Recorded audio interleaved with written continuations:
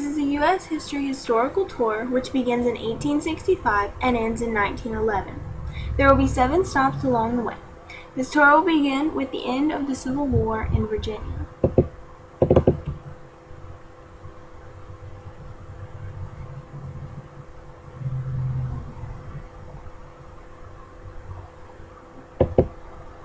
On April 9, 1865, the Civil War officially ended.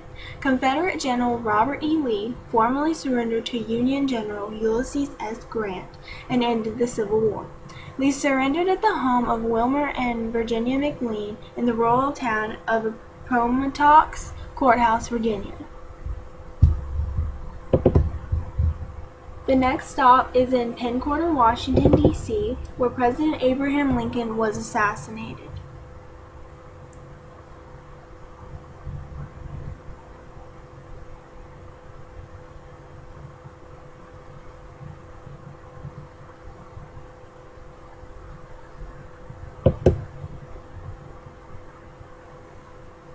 On April 15, 1865, President Abraham Lincoln was assassinated. He was assassinated by a Confederate soldier named John Wilkes Booth.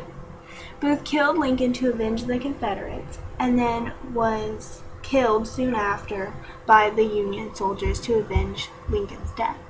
The next stop is at the Statue of Liberty in New York City, in New York.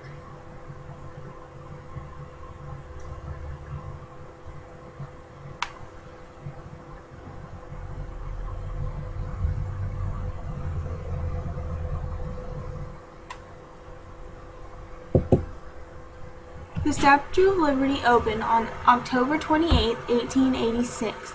It was a gift from France to the United States. It represented their international friendship as well as freedom and democracy. The next stop we're going to make is on Ellis Island.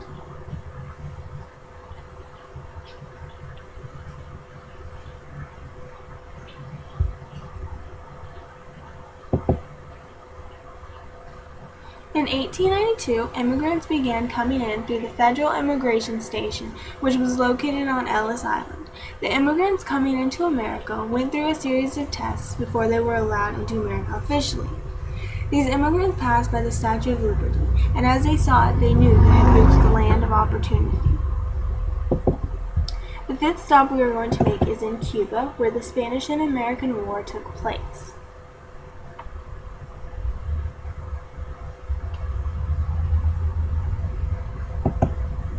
The Spanish-American War was in Cuba. It was the war for Cuba's independence from Spain. It was also called the Second War for Independence. The United States stepped in when the sugar supply was in danger, because America's supplier for sugar was in Cuba. The next stop we're going to make is also in Cuba. It's in Havana, Cuba, where the USS Maine exploded. The United States USS Maine was sent to Cuba. It docked in Havana, Cuba, and exploded on February 15, 1898, inside the harbor. The cause was never determined, although many were accusing Spain because of the war that was going on at the time. The final stop we are going to take is in New York City, where the Triangle Shirtwaist Factory fire took place in 1911.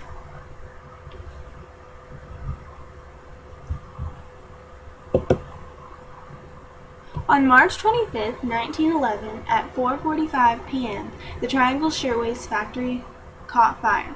The tragedy caused many deaths, and a total of 146 employees were killed. These workers were almost all women and teens. This horrible event led to changes and improvements in worker safety laws. These new laws required to have at least 2 alternative ways out of a building in case of a fire. This also included structural aspects to be upgraded as well.